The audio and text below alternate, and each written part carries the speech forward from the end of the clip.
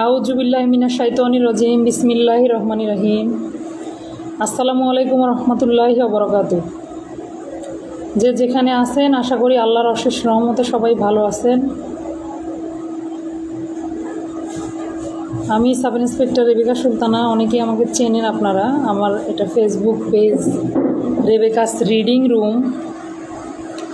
এই পেজে সাধারণত পুলিশ বিভাগীয় পদোন্নতি সংক্রান্তে বিভিন্ন তথ্য বলা যাবে না ঠিক, আসলে বিভিন্ন ধরনের পরীক্ষার ক্ষেত্রে লিখিত প্রশ্ন বলেন, এমসিকিউ বলেন বা পড়ার টেকনিক ইত্যাদি বিভিন্ন বিষয়গুলো আমি এখানে দিয়ে থাকি সাধারণত, যে সবাই একটু জানুক, এই বিষয়ে একটু হেল্প হোক।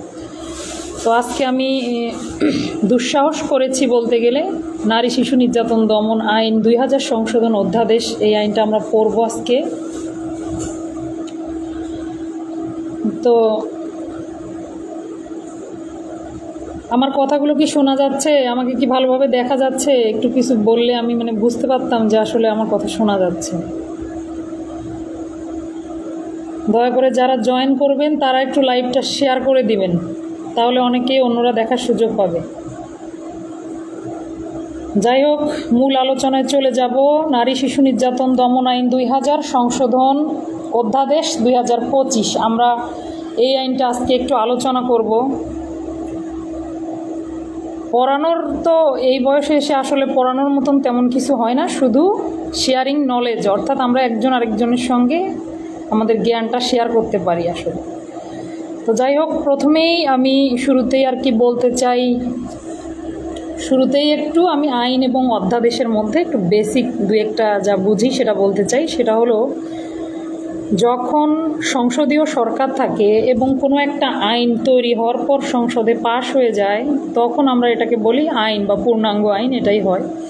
অর্থাৎ কোনো আইন প্রণয়নের পর, প্রণয়ন না ঠিক, সেই আইনটা সংসদে তৈরি হওয়ার পর, আইনটা বিভিন্ন প্রসেসের পরে যখন সংসদে পাশ হয়ে যায় তখন সেটা আইন হয়। কিন্তু যখন সংসদ থাকে না, যেমন বর্তমান বাংলাদেশের অবস্থা, সংসদ না থাকার কারণে রাষ্ট্রপতি মহামান্য রাষ্ট্রপতি মহোদয় তিনি যখন কোনো আইন পাশ করেন তখন আমরা এটাকে রাষ্ট্রপতির আদেশ বলতে পারি বা অধ্যাদেশ বলতে পারি। তো নারী শিশু নির্যাতন দমন আইনটা ঠিক তেমনই হয়েছে। 2000 সালে আইনটা প্রণয়ন হলেও মূল আইনের প্রণয়ন হয়েছে কিন্তু 2000 সালে, পরবর্তীতে বিভিন্নভাবে সংশোধন হয়েছে আমরা দেখেছি। কিছুদিন আগেও একবার সংশোধিত হয়েছে। তো বর্তমান চলতি বছরে অর্থাৎ 2025 সালে এটি আবার অধ্যাদেশ আকারে কিছু নতুন বিষয় এখানে সংযুক্ত করা হয়েছে, কিছু পুরনো বিষয়ের সঙ্গে অতিরিক্ত কিছু বিষয়ও সংযোজিত হয়েছে। আচ্ছা, যাই হোক, আমরা এখন সরাসরি আইনে চলে যাব। অনেকের প্রশ্ন থাকে, অনেকেই আমাকে বলেন মেসেজও দেন যে স্যার, আসলে যদি এই প্রশ্নের উত্তর লিখি বা নারী শিশু নির্যাতন দমন আইন থেকে যদি কোনো প্রশ্নের উত্তর লিখি, সেক্ষেত্রে আমি কি লিখবো, অধ্যাদেশ লিখবো না আইন লিখবো, এরকম প্রশ্ন অনেকেই করেন। আচ্ছা, এই প্রশ্নের উত্তর কিন্তু আমরা শিরোনামেই পেয়ে যাই। এক ধারায় যে সংক্ষিপ্ত শিরোনাম আছে এখানেই কিন্তু উত্তরটা পেয়ে যাই, কারণ যেদিন থেকে আইনটা সংশোধিত হলো সেদিন থেকে এই আইনের নাম হবে নারী শিশু নির্যাতন দমন আইন 2000 সংশোধন অধ্যাদেশ 2025। কাজেই আপনার কিন্তু এখন অধ্যাদেশ হয়ে যাওয়ার পর আপনি কিন্তু আর অন্যভাবে আইনের নামটা লেখার সুযোগ নেই। অর্থাৎ শিরোনামে যেটা বলা আছে আমরা এভাবেই আইনটা কিন্তু লিখব, বা লিখিত পরীক্ষায় আমরা এভাবেই লিখব। এবার আসেন আমরা দুই ধারায় চলে যাব। দুই ধারায় বিভিন্ন ধরনের সংজ্ঞা দেয়া আছে, আপনারা অনেকেই এগুলো অলরেডি পড়ে ফেলেছেন। তো যাই হোক, নতুন করে আরেকটা রিভিশন দেয়া আর কি। এখন দুই ধারার সংজ্ঞাগুলো আমরা কিভাবে পড়ব? 2-এর কয়ে বলা আছে অপরাধ, 2-এর খয়ে বলা আছে অপহরণ, গয়ে বলা আছে আটক। মোটামুটি আমরা অপরাধ কাকে বলে জানি, অর্থাৎ যে কোনো আইন, বাংলাদেশে বলবৎ যে কোনো আইনের পরিপন্থী কোনো কার্যক্রমই হলো অপরাধ। বিভিন্ন আইনে আপনি অপরাধের সংজ্ঞা পাবেন, যেমন ফৌজদারি কার্যবিধির 4 ধারায় আমরা সংজ্ঞা পাই। 4-এর মূর্ধন্যয় অপরাধের সংজ্ঞা আছে, পেনাল কোডের 40 ধারায় অপরাধের সংজ্ঞা আছে, আবার নারী শিশু নির্যাতন দমন আইনের 2-এর কয়েও কিন্তু অপরাধের সংজ্ঞা আছে। কাজে অপরাধের সম্পর্কে এভাবে তেমন কিছু বলার নেই, আমি শুধু একটু কিভাবে আপনি মনে রাখতে পারবেন এই বিষয়টা বলবো। সংজ্ঞাগুলো আমরা পড়ে নেব, ঠিক আছে? তাহলে 2-এর ক, খ, গ আমরা এভাবে পড়ব। ক, খ, গ, অপরাধ, অপহরণ, আটক। তিনটা সংজ্ঞা এভাবে হয়ে যাবে আমাদের। 2-এর ক, খ, গ অপরাধ, অপহরণ, আটক, ঘটা বাদ দিয়ে দেবো আমরা, কম গুরুত্বপূর্ণ মনে হয় আমার কাছে। ও, চ, ছ ধর্ষণ নবজাতক নারী, আমরা এভাবে পড়ব। ও, চ, ছ ধর্ষণ নবজাতক নারী। ধর্ষণের সংজ্ঞা পেনাল কোডে যে সংজ্ঞা আছে সেই সংজ্ঞাটাই এখানেও ব্যবহারযোগ্য হবে, অর্থাৎ ধর্ষণের নারী শিশুতে নতুন করে সংজ্ঞা দেওয়া হয়নি, অর্থাৎ সংজ্ঞাটা আপনাকে পেনাল কোড থেকেই পড়ে নিতে হবে। তাহলে ও, চ, ছ পড়লাম ধর্ষণ নবজাতক নারী। নারী বলতে যে কোনো বয়সের নারী, আর নবজাতক হলেন যেই শিশুর বয়স এখনও 40 দিন পূর্ণ হয়নি, অর্থাৎ অনূর্ধ্ব 40-এর নিচে যাদের বয়স তারাই হলেন নবজাতক। তাহলে ও, চ, ছ হলো ধর্ষণ নবজাতক নারী। এরপরে কিভাবে পড়ব? এরপরে নতুন সংযোজিত হয়েছে ডাবল ছ, ট্রিপল ছ। এভাবে পড়লে আমার কাছে মুখেও জড়তা মনে হয় না, আবার মনে রাখতেও সুবিধা। ডাবল ছ, ট্রিপল ছ। তাহলে ডাবল ছ, ট্রিপল ছ বর্গীয় জ, বলাৎকার, মারাত্মক জখম, মুক্তিপণ। কি কি বললাম? বলাৎকার, মারাত্মক জখম, মুক্তিপণ। এবার একটু আসেন বলাৎকার দেখব। বলাৎকারটা নতুন করে সংযোজিত হয়েছে। বলাৎকারের সংজ্ঞা, অর্থাৎ ছেলে শিশুর মুখ অথবা পায়ুপথে কোনো ব্যক্তি কর্তৃক সংগঠিত যৌনকর্ম। তাহলে আবার যৌনকর্মটা আবার কাকে বলে এটা আমাদেরকে দেখতে হবে, পরবর্তীতে আমরা আবার যৌনকর্মের সংজ্ঞাও পাবো। তো আপাতত এইটুকু নেই, ছেলে শিশুর মুখ বা পায়ুপথে কোনো ব্যক্তি কর্তৃক যদি কোনো যৌনকর্ম সংঘটিত হয় সেটাকেই বলা হবে বলাৎকার। বর্গীয় জয় মুক্তিপণ। মুক্তিপণ কথাটার মধ্যেই মুক্তিপণের সংজ্ঞাটা নিহিত। আপনি যদি ভালোভাবে খেয়াল করেন, কোনো ব্যক্তিকে বন্দি করে রাখার পর তার মুক্তি প্রদানের উদ্দেশ্যে যে পণ বা অর্থ বা অন্য কোনো সুবিধা আদায়ের জন্য যে চেষ্টা করা হয় সেটাই হলো মুক্তিপণ। অর্থাৎ মুক্তির উদ্দেশ্যে কোনো ব্যক্তিকে আপনি মুক্ত করে দিবেন, এই উদ্দেশ্যে যদি টাকা বা অন্য কিছু দাবি করা হয় সেটাই হলো মুক্তিপণ। এরপরে আমরা যাব ইয়তে, হলো যৌতুকের সংজ্ঞা দেয়া আছে যৌতুক নিরোধ আইনের 2-এর খয়ে যৌতুকের সংজ্ঞা দেয়া আছে। দুটো ধারা একসঙ্গেও লিখতে পারেন। যৌতুক তো নতুন করে বলার কিছু নাই, আমরা মোটামুটি সবাই জানি। যৌতুক বিষয়টা হলো বিয়ের সময় কোনো বরের পিতামাতা, বরপক্ষ, বরের আত্মীয় স্বজন অথবা তার কোনো প্রতিনিধি, যে কোনো ব্যক্তি, তারা যদি কোনো পক্ষের নিকট থেকে কোনো অর্থ, মূল্যবান সামগ্রী বা অন্য কোনো উপহার দাবি করেন, অথবা কোনো পক্ষের লোকজন যদি এই বরপক্ষের লোকজন যদি কোনো পক্ষের নিকটে দাবি করেন, এটা একটা বিষয়। আরেকটা হলো যদি কোনো পক্ষের লোকজন প্রদান করেন বা প্রদানের জন্য সম্মত হন। কখন? বিবাহ বিদ্যমান থাকার শর্তে। এটা কি বিয়ের সময় হয়, না বিয়ের পরে হয়, না বিয়ের আগে হয়? যে কোনো সময় হতে পারে। অর্থাৎ বিবাহ সংগঠন হবে এই শর্তে, অথবা বিবাহ হয়ে গেছে কিন্তু তাদের দাম্পত্য জীবন চলাকালে যে কোনো সময় এই যৌতুক দাবি করতে পারে, অথবা কোনো পক্ষ যদি প্রদানের জন্য রাজি হয়, এটাকেও যৌতুক বলে। অর্থাৎ একটা দাবিকৃত কয়ে অংশে বলা আছে দাবি করা, আর দ্বিতীয় অংশ মানে ক্ষয়ে বলা আছে প্রদান করা বা প্রদানের জন্য সম্মত হওয়া। তাহলে এই ছিল যৌতুকের সংজ্ঞা। এরপরে আসি, বলতে চাইলাম না তারপরও বলে ফেললাম, এরপরে আসি যৌনকর্ম। যৌনকর্মের সংজ্ঞাটা কিন্তু নতুন করে দেওয়া হয়েছে। যৌনকর্মের সংজ্ঞা ডাবল ইয়, অর্থাৎ ইয়তে যৌনকর্মের সংজ্ঞা। এখানে যৌনকর্ম বলতে নারী বা শিশুর যোনি, পায়ুপথ, মুখ, 3টা অঙ্গের কথা বলা আছে। নারী বা শিশুর যোনি, পায়ুপথ, মুখে বা মুখের অভ্যন্তরে যদি কোনো ব্যক্তি তার যৌন কামনা চরিতার্থ করিবার জন্য পুরুষাঙ্গ অথবা দেহের অন্য কোনো অংশ বা অন্য কোনো বস্তুও যদি প্রবিষ্ট করায়, তারপরেও এটা যৌনকর্ম বলে অভিহিত হবে। আর এই যৌনকর্মটাই যখন কোনো ছেলে শিশুর সঙ্গে করা হবে তার মুখে বা পায়ুপথে, তখন কিন্তু সেটা বলাৎকারে চলে যায়। এই হলো সংজ্ঞা। আচ্ছা, টয়ে আছে শিশুর সংজ্ঞা দেয়া আছে। শিশুর বয়সটা এখানে গুরুত্বপূর্ণ। নারী শিশু নির্যাতন দমন আইন অনুযায়ী কিন্তু শিশুর বয়স 16 বছর। আমরা শিশু আইনে দেখব শিশুর বয়স 18 বছর দেয়া আছে। এই বিষয়গুলো একটু খেয়াল করতে হবে, কোন আইনে শিশুর বয়স ঠিক কতটা দেয়া আছে। MCQ পরীক্ষার সময় এগুলো খেয়াল করতে হবে যে কোন আইন অনুযায়ী আমার কাছে শিশুর বয়সটা চেয়েছে। তাহলে আমরা সংজ্ঞাগুলো কিভাবে নেব আরেকবার বলি, 3টা করে নেওয়ার চেষ্টা করব। ক, খ, গ অপরাধ, অপহরণ, আটক। ঘ নেব না। ও, চ, ছ ধর্ষণ নবজাতক নারী। ডাবল ছ, ট্রিপল ছ বর্গীয় জ, না বলাৎকার, মারাত্মক জখম, মুক্তিপণ। আচ্ছা, মারাত্মক জখমের বিষয়টা একেবারে বাদ দিয়ে গেলাম। মারাত্মক জখম বা গুরুতর আঘাত বলতে যেটা বোঝায়, অর্থাৎ পেনাল কোডের 20-এ যে গুরুতর আঘাতের একটা তালিকা দেয়া আছে এগুলোই আর কি এখানে মারাত্মক জখম বলে অভিহিত করা হয়েছে। তাহলে দুটো সংজ্ঞা আপনাকে পেনাল কোড থেকে নিতে হবে। কি কি? ধর্ষণের সংজ্ঞাও পেনাল কোড থেকে পড়তে হবে, আর কি মারাত্মক জখমের সংজ্ঞাটাও আপনাকে পেনাল কোড থেকেই পড়তে হবে। আর ইয়তে যৌতুক পড়লাম আমরা, বর্গীয় জয়ে মুক্তিপণ, ইয়তে যৌতুক, ডাবল ইয়তে আমরা দেখলাম যৌনকর্ম, টয়ে শিশু। আচ্ছা, এই পর্যন্ত মোটামুটি সংজ্ঞাগুলো। এরপরে আমরা সরাসরি 4 ধারা দেখব। নারী শিশু নির্যাতন দমন আইনের 4 ধারা। 4 ধারাটা আগের মতোই আছে। প্রথমে আমরা দেখব 4-এর 1-এ হলো দহনকারী ক্ষয়কারী বিষাক্ত পদার্থ দ্বারা যদি কোনো ব্যক্তি নারী বা শিশুর মৃত্যু ঘটান বা মৃত্যু ঘটানোর চেষ্টা করেন, তাহলে শুধু মৃত্যু ঘটিয়ে ফেললেই যে দণ্ড এমন নয়, মৃত্যু ঘটানোর চেষ্টা করলেও কিন্তু দণ্ড। তাহলে দহনকারী ক্ষয়কারী বিষাক্ত পদার্থ দ্বারা কোনো ব্যক্তি যদি নারী বা শিশুর মৃত্যু ঘটান বা মৃত্যু ঘটানোর চেষ্টা করেন, দণ্ড কত? 4-এর 1।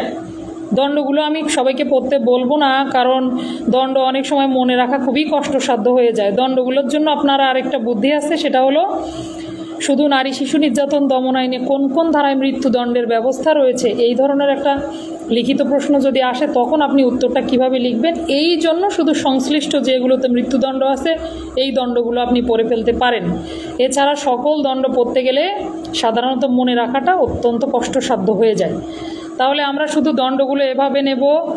তাহলে 4-এর 1-এ কী পড়লাম? দহনকারী ক্ষয়কারী বিষাক্ত পদার্থ দ্বারা যদি নারী বা শিশুর মৃত্যু ঘটায় বা মৃত্যু ঘটানোর চেষ্টা করে, 4-এর 1। 4-এর 2 হলো 4-এর 2-এর দুটো অংশ, 4-এর 2-এর ক, 4-এর 2-এর খ।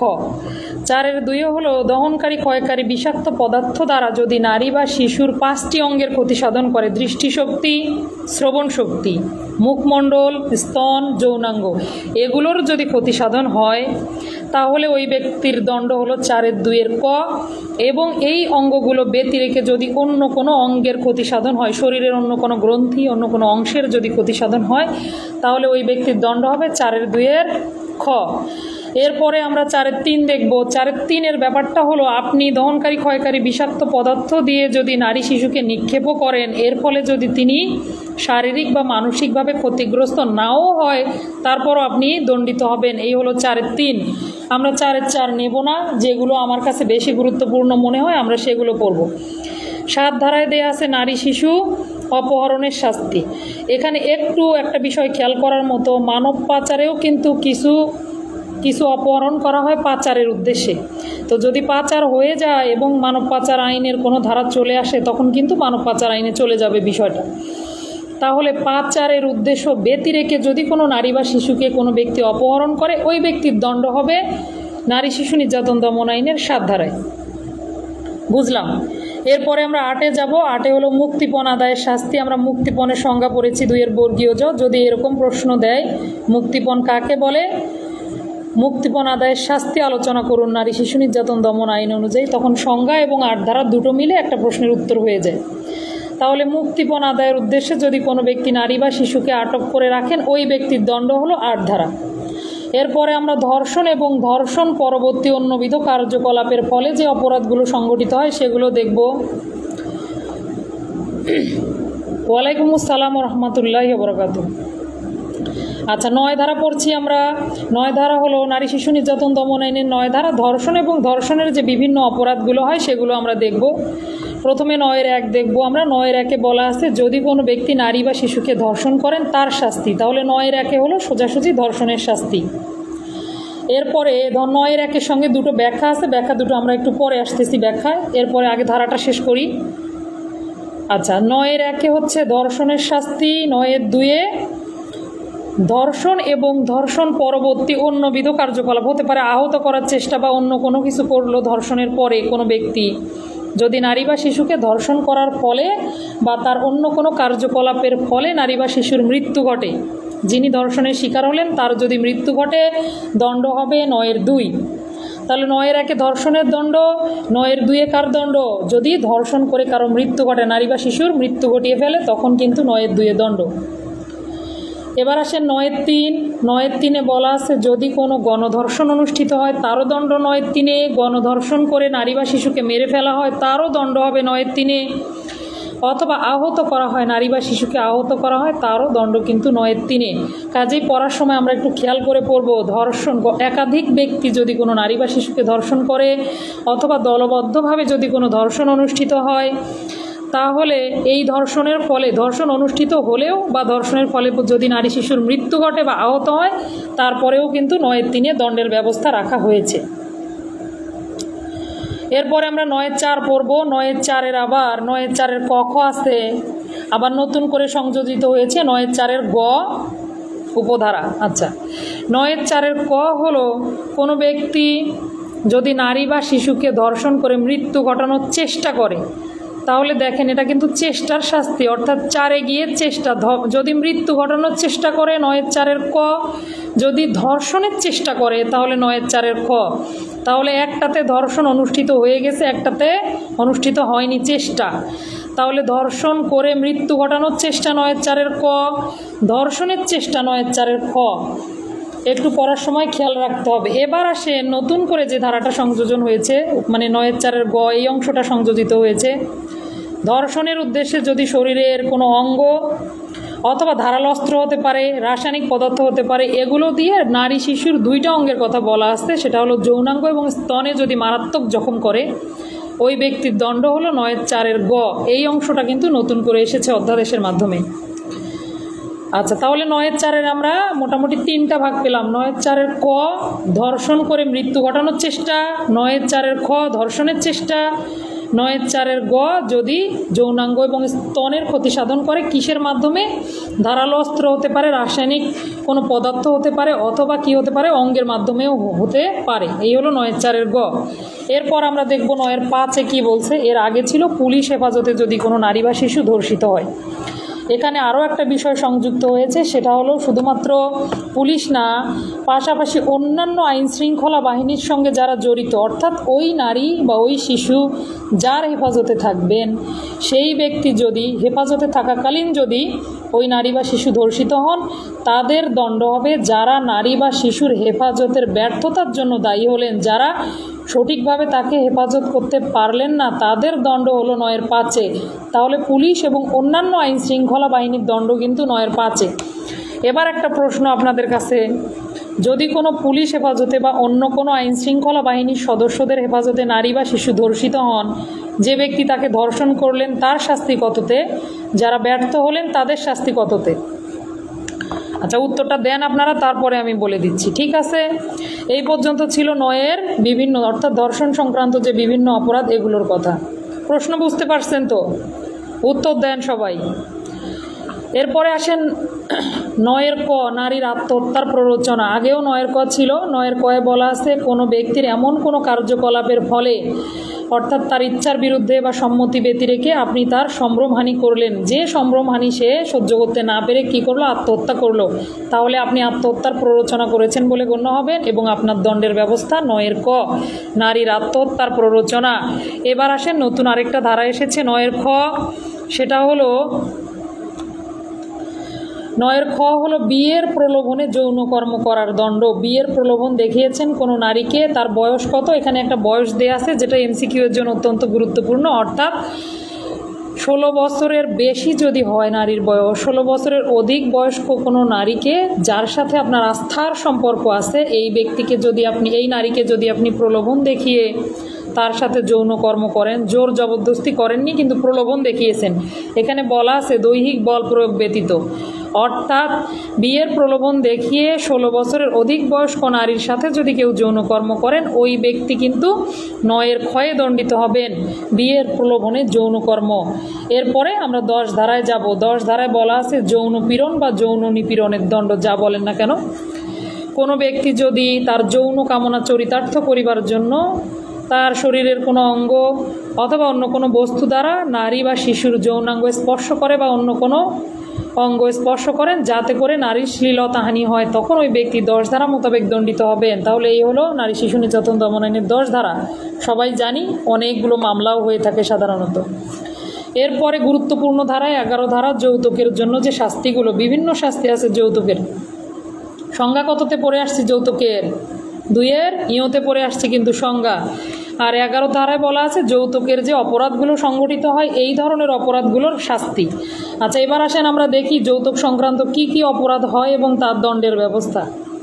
সর্বপ্রথম দেখব 11 ক। 11 কয়ে বলা আছে যৌতুকের জন্য যদি কোনো নারীর স্বামী পক্ষের অন্য কেউ, তার শ্বশুর শাশুড়ি, পরিবারের অন্য সদস্য, তারা যদি তার মৃত্যু ঘটায় তাহলে তিনি মৃত্যুদণ্ডে দণ্ডনীয় হবেন। অর্থাৎ মৃত্যু ঘটানোর জন্য মৃত্যুদণ্ডে, যাবজ্জীবন কারাদণ্ডেও দণ্ডনীয় হবেন। আবার যদি মৃত্যু ঘটানোর চেষ্টা করেন, এই দুটো অংশ কিন্তু একত্রিত ছিল, অর্থাৎ 11 ক এর মধ্যে ছিল, সেটা ভেঙে এখন 11 ক এবং 11 ক কয়ে এসেছে। তাহলে 11 কয়ে হলো যদি যৌতুকের জন্য নারীর মৃত্যু ঘটানো হয় 11 কয়ে দণ্ড। 11 ক কি মৃত্যু ঘটানোর চেষ্টা করা হলে কিন্তু 11 ক কয়ে দণ্ড। এরপরে আমরা 11 খ দেখব। 11 খ হলো গুরুতর আঘাত করার দণ্ড, অর্থাৎ যৌতুকের জন্য আপনি নারীকে গুরুতর আঘাত করলেন, তখন হলো 11 খ মারাত্মক জখম। আর 11 গয়ে কি বলছে? সাধারণ জখম করার জন্য দণ্ড, অর্থাৎ যৌতুকের জন্য আপনি তাকে সাধারণ আঘাত করলেন বা সাধারণ জখম করলেন, তখন দণ্ড হবে 11 গ। আচ্ছা, এরপরে 12 ধারা দেখব আমরা। 12 ধারায় বলা আছে ভিক্ষাবৃত্তি অথবা অন্য উদ্দেশ্যে যদি নারী বা শিশুর অঙ্গহানি করা হয় তখন তার দণ্ড হলো 12 ধারায়। এবার আসেন ভিক্ষাবৃত্তির উদ্দেশ্যে অঙ্গহানির দণ্ড 12 ধারা আমরা সাধারণত লিখেই থাকি এটা, বা অনেক সময় বুঝতেই পারি যে 12 ধারায় হলো ভিক্ষাবৃত্তির উদ্দেশ্যে অঙ্গহানির দণ্ড। এখন আসেন যদি অঙ্গ প্রত্যঙ্গ বিক্রির উদ্দেশ্যে অঙ্গহানি করে তখন আপনি কত ধারায় দণ্ডিত করবেন? তখনও কিন্তু 12 ধারায় দণ্ডের ব্যবস্থা আছে। প্রথমে যদিও সূচিতে ভিক্ষাবৃত্তির কথা বলা আছে, ভেতরে পড়ে দেখবেন ভিক্ষাবৃত্তি পাশাপাশি অঙ্গ প্রত্যঙ্গ যদি বিক্রয়ের উদ্দেশ্যেও তার অঙ্গহানি করা হয়, অর্থাৎ বিক্রি করে দিবে, শিশুর হাত পা চোখ এগুলো যদি বিক্রি করার উদ্দেশ্যে অঙ্গহানি করে তারও দণ্ড হবে কিন্তু 12 ধারায়। এখানে একটু বলার মতো একটা কথা আছে, সেটা হলো আমরা যখন মানব পাচার প্রতিরোধ ও দমন আইন পড়ব তখন আমরা দেখব মানব পাচারে কিন্তু 2-15 শোষণ নিপীড়নের সংজ্ঞা আছে। ওখানেও আপনি খেয়াল করবেন কোনো ব্যক্তির যদি ভিক্ষাবৃত্তির উদ্দেশ্যে তার অঙ্গহানি করা হয় বা অঙ্গ প্রত্যঙ্গ বিক্রয়ের উদ্দেশ্যে অঙ্গহানি করা হয় তাহলে ওই ব্যক্তি শোষণ নিপীড়ন করেছে বলে গণ্য হবে, অর্থাৎ 2-15 আপনি সংজ্ঞা পাবেন। পরবর্তীতে আবার কিন্তু শাস্তিরও বিধান রয়েছে। তাহলে আপনি 2-15 কখন শোষণ নিপীড়নের মধ্যে অঙ্গহানি পড়বে, আবার কখন মানব পাচারে কখন যাবে, কখন নারী শিশুতে শাস্তিটা হবে, এটা আমি আর কি জানতে চাচ্ছি আপনাদের কাছে।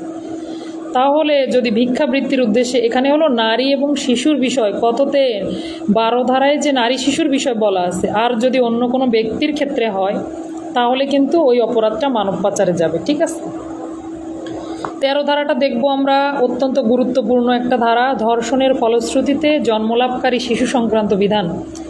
কোনো নারী বা শিশু ধর্ষিত হলো, তার একটা সন্তান হলো, তাহলে এই সন্তান কি সন্তান? ধর্ষণের ফলশ্রুতিতে জন্মলাভকারী সন্তান। এখন এই সন্তানের ভবিষ্যৎ কী হবে, তার ভরণ পোষণের ব্যয়ভার কে প্রদান করবেন, কিভাবে কার কাছে সে বড় হবে, এই বিধানগুলো বলা আছে 13 ধারায়। তাহলে আমরা 13-1 দেখব। 13-1-এ বলা আছে ধর্ষণের ফলে জন্মলাভকারী শিশু। 13-1-এর কয়ে বলা আছে তিনি মাতা বা মাতৃকুলীয় আত্মীয় স্বজনের নিকটে বড় হবেন। হ্যাঁ, তিনি মাতা বা মাতৃকুলীয় আত্মীয় স্বজনের কাছে বড় হবেন এবং তিনি বাবা মা দুজনের পরিচয়ে পরিচিত হবেন, অর্থাৎ পিতামাতা উভয়ের পরিচয়ে তিনি পরিচিত হওয়ার অধিকারী হবেন। এই সন্তানের ব্যয়ভার কে বহন করবে? এই সন্তানের ব্যয়ভার কিন্তু রাষ্ট্র বহন করবে। এই সন্তানের ব্যয়ভার বহন করবে রাষ্ট্র। আর এই ব্যয়ভারটা কিভাবে নির্ধারিত হবে আমরা দেখি। যারা যারা সালাম দিয়েছেন ওয়ালাইকুম আসসালাম, আমি আমার ক্লাসটা শেষে আমি আপনাদের সবার মেসেজগুলোর উত্তর দেওয়ার চেষ্টা করব ইনশাল্লাহ। দেখা যায় কথা বলতে বলতে মেসেজগুলো অনেক সময় দেরিতে পড়া হয় বা পড়াও হয় না অনেক সময়। ধন্যবাদ সবাইকে। আচ্ছা, তাহলে আমরা 13 ধারা পড়ছিলাম। 13তে ধর্ষণের ফলশ্রুতিতে জন্মলাভকারী শিশু সংক্রান্ত বিধান। তাহলে 13-1-এর কয়ে বলছে ওই শিশু মাতা বা মাতৃকুলীয় আত্মীয় স্বজনের নিকটে বড় হবে। পিতা মাতা, ক্ষয়ে বলছে পিতা মাতা উভয়ের পরিচয়ে পরিচিত হতে পারবে। গয়ে বলছে তার ব্যয়ভার বহন করবে রাষ্ট্র। এবার আসেন এই ব্যয়ভারটা কতদিন পর্যন্ত বহন করবে? সাধারণত এই সন্তানের বয়স 21 বছর না হওয়া পর্যন্ত এই ব্যয়ভারটা রাষ্ট্র বহন করবে।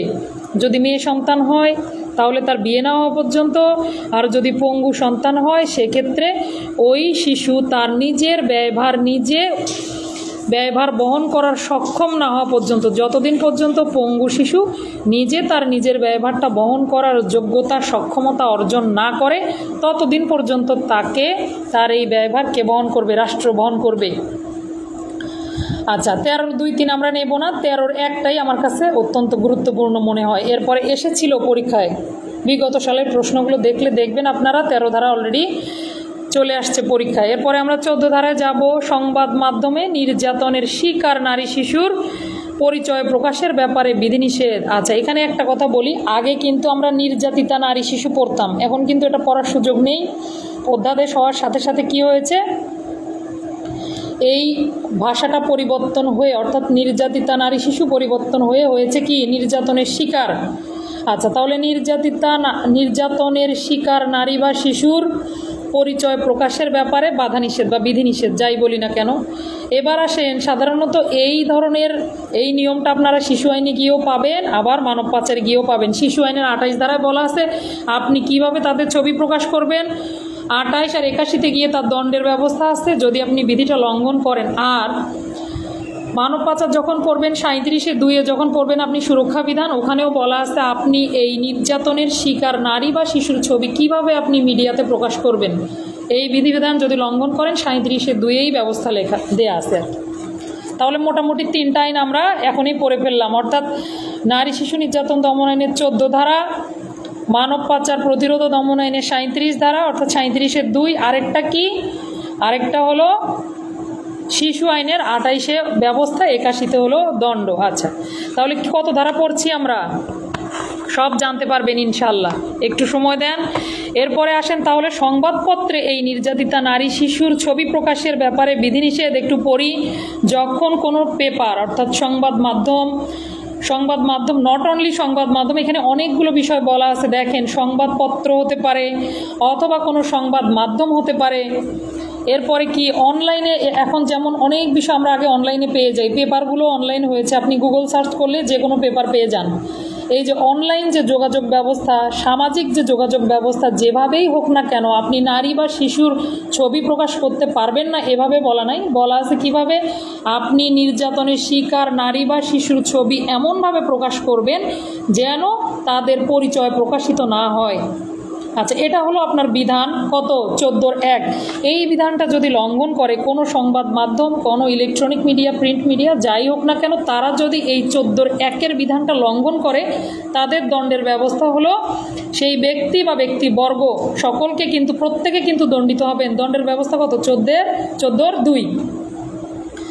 কি দণ্ড? দণ্ডটা একটু দেখব, যেহেতু পেপারের দণ্ড, আমার মতে এই দণ্ডটা কিন্তু গুরুত্বপূর্ণ, এটা পড়া উচিত। তাহলে 2 বছর পর্যন্ত কারাদণ্ড, প্রত্যেকেই 2 বছর পর্যন্ত কারাদণ্ড এবং 1 লক্ষ টাকা কমপক্ষে, মানে কমপক্ষে নয়, অনূর্ধ্ব অর্থাৎ 1 লক্ষ টাকার নিচে আর কি দণ্ডে দণ্ডিত হবেন, অনুরোধে 1 লক্ষ টাকা পর্যন্ত দণ্ডে দণ্ডিত হবেন। 15-16 নেব না আমরা, 15-16 আপনারা রিডিং করে নিতে পারেন।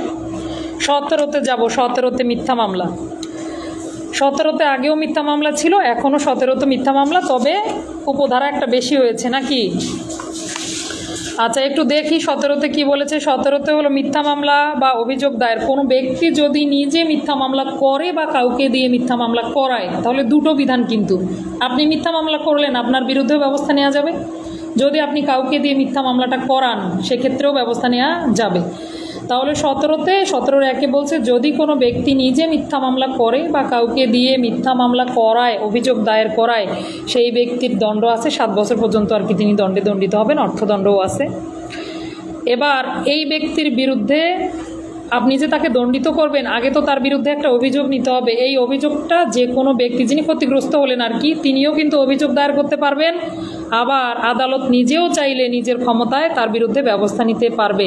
তাহলে অভিযোগ দায়েরের পদ্ধতি কি? সংশ্লিষ্ট ব্যক্তি অভিযোগ দায়ের করতে পারবেন, আদালত নিজেও তার বিরুদ্ধে ব্যবস্থা নিতে পারবেন। এই হলো 17-র 1, 2। 3টা একটু নেব। 3-এ আবার বলা আছে, এবার মনে করেন প্রথমে মিথ্যা মামলাটা প্রমাণিত হয়নি, কিন্তু বিচার শেষে আদালত বুঝতে পারলো এই ব্যক্তি হয়রানি বা হয়রানিমূলক বা মিথ্যাভাবে মামলা দায়ের করেছেন। বিচার শেষে, বিচারের পরে যদি প্রমাণিত হয় যে সংশ্লিষ্ট ব্যক্তি বা বাদী তিনি মিথ্যা মামলা করেছেন, তার বিরুদ্ধে ব্যবস্থা আদালত নিতে পারবেন। কি কি ব্যবস্থা নেবেন দেখেন, ক্ষতিপূরণও কিন্তু দেওয়ার নির্দেশ দিতে পারবেন, দণ্ডেরও ব্যবস্থা করেছেন। ক্ষতিপূরণ প্লাস দণ্ড দুটোই দেয়া যাবে। কে দিতে পারবে? আদালত দিতে পারবে। এটা কিন্তু বিচারের পরের কার্যক্রম। একটা হলো শুরুতেই যদি আদালত জানতে পারে মিথ্যা মামলা বা অভিযোগ দায়ের করেছে সেক্ষেত্রে, আর একটা হলো বিচারের পরের কার্যক্রম। আমরা 18 ধারায় যাব। 18তে তদন্তটা আগে একরকম ছিল, এখন তদন্তে একটা ব্যাপক পরিবর্তন এসেছে। তো যাই হোক, মনোযোগ দিলে ইনশাল্লাহ বোঝা সম্ভব। 18তে অপরাধের তদন্ত। সাধারণত অপরাধের তদন্তগুলো কিভাবে নির্ধারিত হয়? অপরাধী হাতে নাতে ধৃত হয়েছে কিনা, তাই না? এটার উপরে কিন্তু নির্ধারিত হয়। তাহলে প্রথমে 18(1) কয় বলছে, অপরাধী যদি হাতে নাতে ধৃত হয় তাহলে 15 কার্যদিবসের মধ্যেই তদন্তকারী কর্মকর্তা তদন্ত সম্পন্ন করবেন। আর যদি হাতে নাতে ধৃত না হয় তাহলে 30 কার্যদিবসের মধ্যে তদন্ত সম্পন্ন করবেন। এই গেল 1 উপধারা 1-এর ক খ। তাহলে 18(1)-এর ক 15 কার্যদিবস, 18(1)-এর খ 30 কার্যদিবস, এর মধ্যেই আপনাকে তদন্ত সমাপ্ত করতে হবে। যদি আপনি যুক্তিযুক্ত কারণে এর মধ্যে তদন্ত সমাপ্ত করতে না পারেন সেক্ষেত্রে কি হবে? এই তদন্তকারী কর্মকর্তা কেন তদন্ত শেষ করতে পারলেন না, সময় শেষ হওয়ার পূর্বেই, আপনার এখনও সময় শেষ হয়নি, তার আগেই কি করতে হবে? তদন্তের সময়সীমার মেয়াদটা শেষ হওয়ার আগেই মামলার ডায়েরির যে নকল, এই মামলার ডায়েরির নকল সহ আপনাকে ট্রাইব্যুনাল অথবা ম্যাজিস্ট্রেট বরাবর কি করতে হবে? আবেদন করতে হবে। অর্থাৎ সময়সীমা বর্ধনের জন্য আপনি আবেদন করতে পারবেন। আপনি এই প্রতিবেদনটা পাঠাবেন। এই প্রতিবেদনে যদি ম্যাজিস্ট্রেট বা ট্রাইব্যুনাল সন্তুষ্ট হয় তবে আপনাকে আরও 15 কার্যদিবস, আরও 15 কার্যদিবস সময় বৃদ্ধি করে দিবে এবং আপনি পরবর্তী 15 কার্যদিবসের মধ্যে তদন্ত সমাপ্ত করবেন। তাহলে বোঝা গেল বিষয়টা। হাতে নাতে ধৃত হলে 15 কার্যদিবস, হাতে নাতে ধৃত না হলে 30 কার্যদিবস। এর মধ্যে যদি তদন্ত সমাপ্ত করতে না পারেন, তদন্ত শেষ হওয়ার আগেই মামলার ডায়েরি সহ আপনাকে কি করতে হবে? সময় বর্ধনের জন্য আবেদন করতে হবে। ম্যাজিস্ট্রেট বা ট্রাইব্যুনাল যদি সন্তুষ্ট হয় এই সময়সীমাটা বৃদ্ধি করে দিবে। কতদিন? আরও 15 কার্যদিবস পর্যন্ত সময় বৃদ্ধি করে দিবে। কার্যদিবস আর দিন আমরা বুঝি তো নাকি? দিন হলো প্রত্যেক দিন, কার্যদিবস হলো সরকারি বন্ধের দিনগুলো বাদ দিয়ে, অর্থাৎ সরকারি ক্যালেন্ডারে যে বন্ধের দিনগুলো এগুলো বাদ দিয়ে হলো কিন্তু কার্যদিবসের গণনা। অর্থাৎ কার্যদিবস হলে সময়টা বেশি পাওয়া যায় দিনের চেয়ে। আচ্ছা, এরপরে আমরা যাব, এটা গেল আমাদের 18(2). এবার এখানে একটু শর্ত আছে। কোনো একটা ভিকটিমের অথবা কোনো একটা আসামির আপনার ডিএনএ পরীক্ষা করানো প্রয়োজন। তো ডাক্তারি পরীক্ষাগুলো করানোর জন্য সুনির্দিষ্ট একটা সময় প্রয়োজন। এই ধরনের ক্ষেত্রে আবার ট্রাইব্যুনাল বা ম্যাজিস্ট্রেট যদি চায় সময়টা আপনার বাড়িয়েও কিন্তু দিতে পারবে।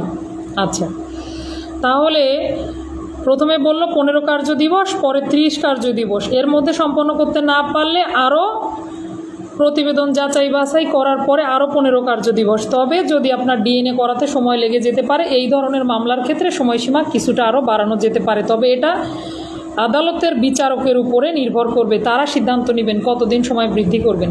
এবার আপনার তদন্ত শেষ। কি করলেন? আপনি তদন্ত প্রতিবেদন দাখিল করলেন। তদন্ত প্রতিবেদন কাকে বলে? Police report. ইংরেজিটা আমরা কিন্তু খুব ভালো বুঝি, তাই না? অনেক সময় হয় ইংরেজি বুঝে যায় কিন্তু বাংলা বুঝি না।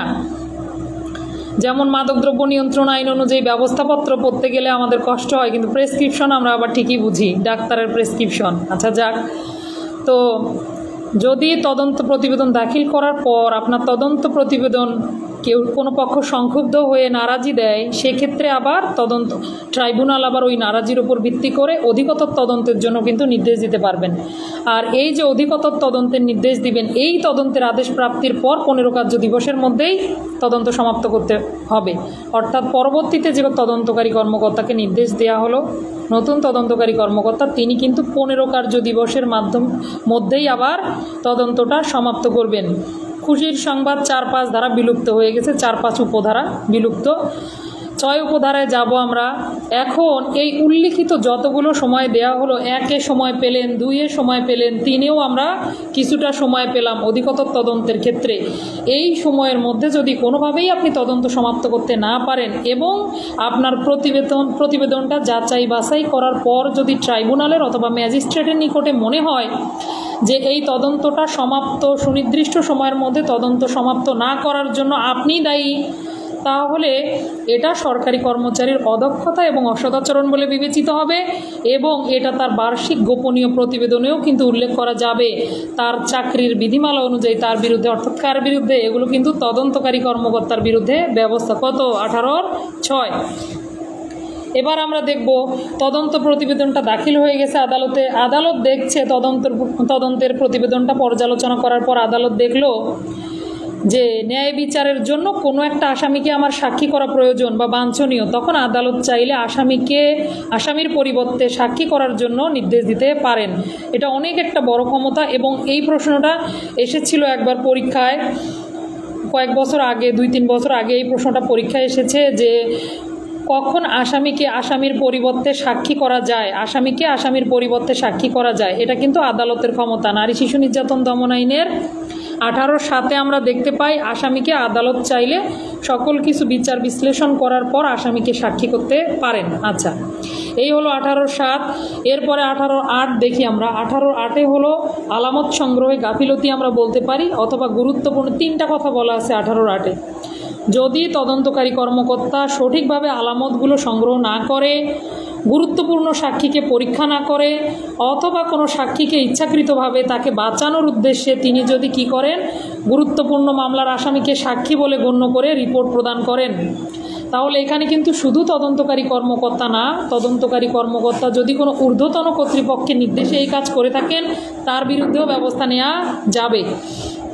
তাহলে 18(8)টা মোটামুটি গুরুত্বপূর্ণ এবং তদন্তকারী কর্মকর্তা এবং তার ঊর্ধ্বতন কর্মকর্তার বিরুদ্ধে ব্যবস্থা। তাহলে কি কি আছে? 3টা বিষয় আছে। 3টা বিষয় কি কি বললাম? যদি দেখেন যে আলামত সংগ্রহে গাফিলতি করেছেন তদন্তকারী কর্মকর্তা, গুরুত্বপূর্ণ আসামিকে সাক্ষী বানিয়ে রিপোর্ট প্রদান করেছেন, আর কি করেছেন, গুরুত্বপূর্ণ সাক্ষীকে পরীক্ষায় করেননি, অর্থাৎ গুরুত্বপূর্ণ সাক্ষীকে পরীক্ষা না করেই রিপোর্ট প্রদান করেছেন, তবেও তার বিরুদ্ধে বা তার ঊর্ধ্বতন কর্মকর্তার বিরুদ্ধে ব্যবস্থা নেওয়া যাবে। এই হলো 18(8). এরপরে আমরা দেখব 18(9). আচ্ছা, 18(9) হলো যদি আপনার তদন্তকারী কর্মকর্তাকে কোনো ব্যক্তি আবেদন করেন যে না আমি এই তদন্তকারী কর্মকর্তার কাছ থেকে মামলা তদন্ত নেব না, বা তিনি কোনো ব্যক্তি যদি ট্রাইব্যুনাল বরাবর আবেদন করেন যে আমি চাই অন্য কোনো তদন্তকারী কর্মকর্তা নিযুক্ত হোক, অথবা ট্রাইব্যুনাল নিজের উদ্যোগেও পারবেন এই তদন্তকারী কর্মকর্তাকে পরিবর্তন করার জন্য নির্দেশ প্রদান করতে পারবেন যে নতুন তদন্তকারী কর্মকর্তা নিযুক্ত করুন। এবার আসেন 10(10)-এ বলা আছে, আবার গুরুত্বপূর্ণ একটা কথা বলা আছে, বিশেষ করে 9 ধারার যে মামলাগুলো, অর্থাৎ ধর্ষণ এবং ধর্ষণ সংক্রান্ত অন্যান্য যে অপরাধ হয়, এই অপরাধের মামলা তদন্ত করার সময় কোনো তদন্তকারী কর্মকর্তাকে প্রশাসনিক আদেশে বদলি করা যাবে না। খুব সুন্দর একটা ধারা দিছে 10, অর্থাৎ হচ্ছে 18(10)। যিনি তদন্ত করছেন তাকে যতক্ষণ না তদন্ত শেষ হয়, তার মামলা তদন্ত করার সময়ে তাকে কোনো প্রশাসনিক আদেশে বদলি করা যাবে না। আচ্ছা, মোটামুটি এই পর্যন্ত আমরা 18 ধারা পর্যন্ত পড়লাম। যেহেতু অনেক রাত হয়ে গেছে, ক্লাস এখানেই শেষ করব। 11:10 বাজে। আল্লাহ যদি সহি সালামতে রাখেন আমরা পরবর্তী ক্লাসে ইনশাল্লাহ যুক্ত হব এবং বাকি অংশটুকু আলোচনার চেষ্টা করব। তো শুরু থেকে ধারাগুলো আমি একবার সংক্ষেপে বলতে চাই, সবাই একটু মনোযোগ দিন। 2 ধারায় সংজ্ঞা, এরপরে সরাসরি চলে গেছি 4 ধারা। 4 ধারায় হলো দহনকারী, ক্ষয়কারী বিষাক্ত পদার্থ দ্বারা বিভিন্ন যে অপরাধ সংঘটিত হয় এগুলোর শাস্তির বিধান, 4 ধারা।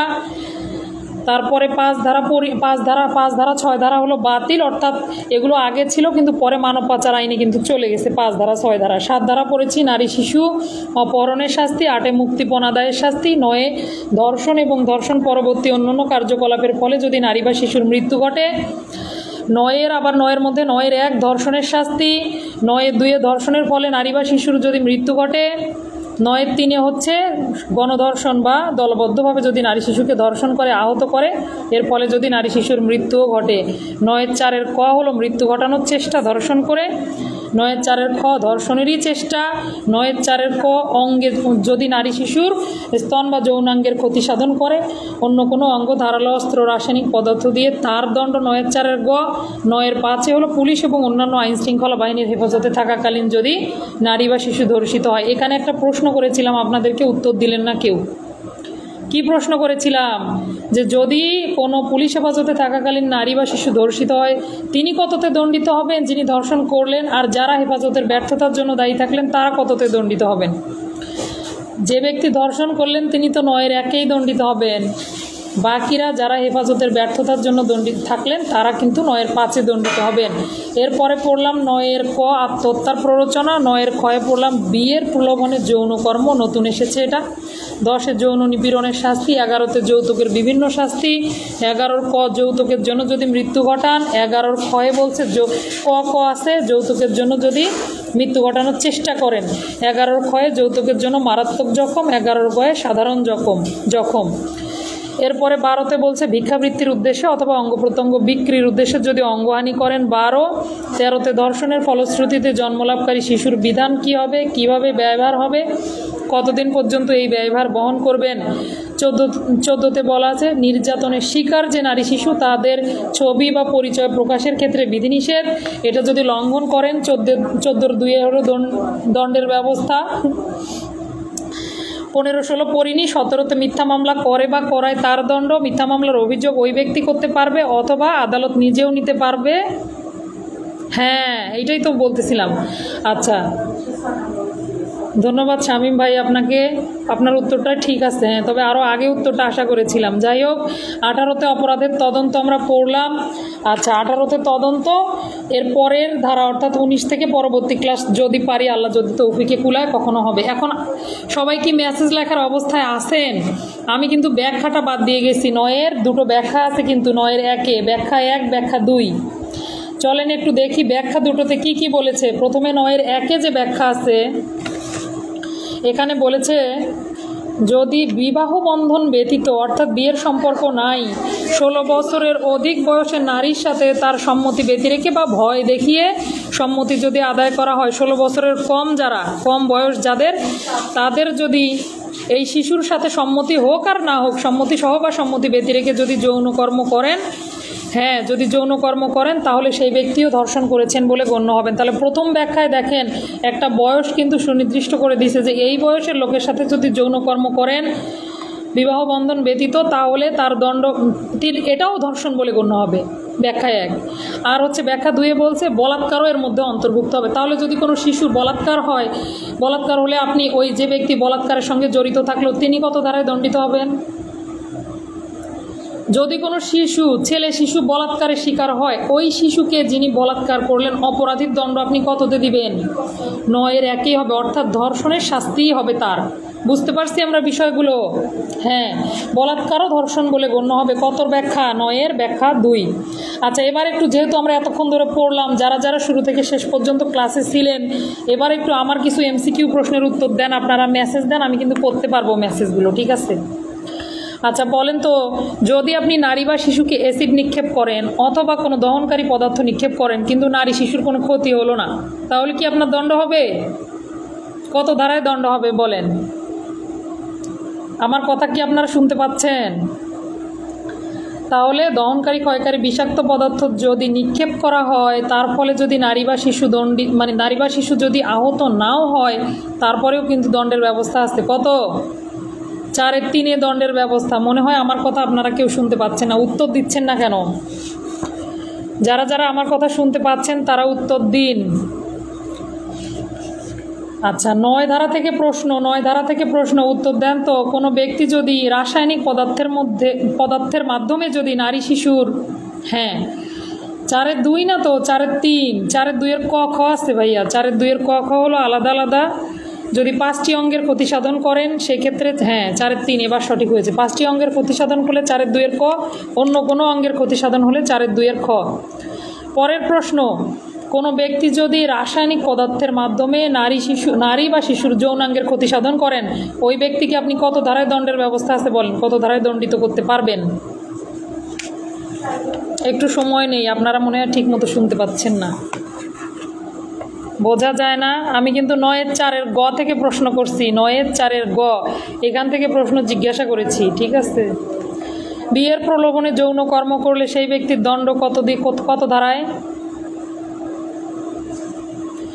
যৌতুকের জন্য মৃত্যু। আচ্ছা, এই প্রশ্নগুলোর উত্তর আপনারা পরে দিন, ঠিক আছে? কমেন্ট করে দিয়ে দিন উত্তর। তাহলে যৌতুকের জন্য যদি মৃত্যু ঘটানোর চেষ্টা করে, 9-এর 6, আমি উত্তরটা নিতে পারলাম না। 9-এর 6 তো আমরা পড়িনি, ক্ষতিপূরণ এটা পড়িনি আমরা। আচ্ছা, ঠিক আছে, তাহলে পরের প্রশ্নে আমরা যাব। পরের প্রশ্ন বলেন, যদি নারী বা শিশুকে না দুঃখিত, নারীকে যদি যৌতুকের জন্য মৃত্যু ঘটানোর চেষ্টা করে, ওই ব্যক্তির দণ্ড কততে? মৃত্যু ঘটানোর চেষ্টা। প্রশ্ন অনেকক্ষণ পর আপনারা মেসেজ রিপ্লাই করছেন, আমি তো আসলে প্রশ্নের সঙ্গে উত্তর মেলাতে পারছি না। যদি 9-4 গ। ধন্যবাদ ভাই, আপনার উত্তরটা সঠিক হয়েছে। তো সেটা তো অনেকক্ষণ আগের প্রশ্ন, পরে তো আবার প্রশ্ন করলাম। অর্থাৎ যদি 11 ক থেকে 11 ক এর প্রশ্ন ছিল। ধন্যবাদ শামীম ভাই, আপনার উত্তর সঠিক হয়েছে। মিজান সাদ্দাম ভাইয়া 11-4 আপনি কোথায় পেলেন? 11-4 আছে। আচ্ছা, এরপরে ভিক্ষাবৃত্তির উদ্দেশ্যে যদি নারী শিশুর অঙ্গহানি করে তখন আমরা জানি শাস্তি 12তে। যদি অঙ্গ প্রত্যঙ্গ বিক্রয়ের উদ্দেশ্যে অঙ্গহানি করে তখন শাস্তি।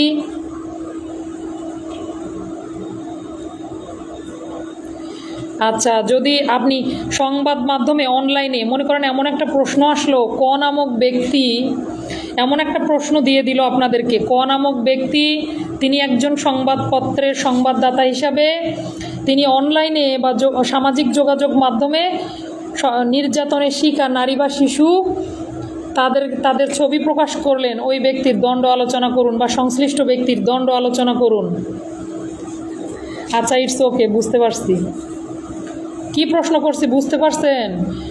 ক নামক ব্যক্তি তিনি নির্যাতনের শিকার নারী অথবা শিশুর ছবি যথাযথ নিয়ম না মেনে সংবাদ মাধ্যমে যদি প্রকাশ করেন, ওই ব্যক্তির দণ্ড কততে আলোচনা করুন। ধন্যবাদ। 14-2, ঠিক আছে। তাহলে পেপারের প্রত্যেক ব্যক্তি কিন্তু দণ্ডিত হবেন, প্রত্যেক ব্যক্তি দণ্ডিত হবেন। এবার আসেন আরেকটা এমসিকিউ প্রশ্ন করি। এখন একটা এমসিকিউ প্রশ্ন, কোন ক্ষেত্রে কোনো ব্যক্তিকে মিথ্যা মামলার জন্য দণ্ডিত করা যাবে? যদি কোনো ব্যক্তি মিথ্যা মামলা করে সেক্ষেত্রে, মিথ্যা মামলা কাউকে দিয়ে করায় সেক্ষেত্রে, বিচারের পর যদি তিনি মিথ্যা মামলা করেছিলেন বা মিথ্যা অভিযোগ করেছিলেন বলে প্রমাণ হয় সেক্ষেত্রে, নাকি সবগুলোই? কি হবে উত্তর?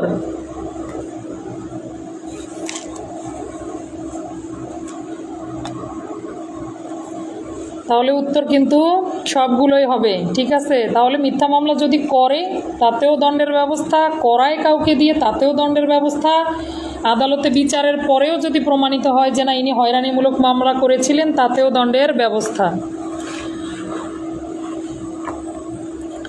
9 ধারার যিনি তদন্তকারী কর্মকর্তা, 9 ধারার তদন্তকারী কর্মকর্তা যিনি, এই তদন্তকারী কর্মকর্তাকে প্রশাসনিক কারণে বদলি করা যাবে না যতক্ষণ তিনি তদন্ত করবেন।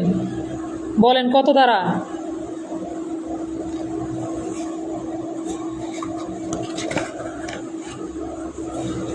অর্থাৎ ধর্ষণ মামলার তদন্তকারী কর্মকর্তা প্রশাসনিক কারণে বদলি করানো যাবে না, এটা বলা আছে। সময় দিলাম অনেকক্ষণ, আপনারা কেউ লিখছেন না কিছু। 18 হ্যাঁ 18-10 ঠিক আছে, বুঝতে পারছি আপনার টাইপিং মিস্টেক হয়েছে, এটা 18-10 হবে। আচ্ছা, তাহলে মোটামুটি আমার কথাগুলো বোঝা গিয়েছে। ধন্যবাদ সবাইকে। আজকের ক্লাস এখানেই সমাপ্ত ঘোষণা করা হলো। আল্লাহ যদি কখনো বাঁচিয়ে সহি সালামতে রাখে তাহলে আমরা পরের ক্লাস আগামী কোনো একটা সময় সুযোগ দেখে আমরা পরের ক্লাসে যুক্ত হব। ঠিক আছে, আসসালামু আলাইকুম রহমতুল্লাহি ওয়া বারাকাতুহু।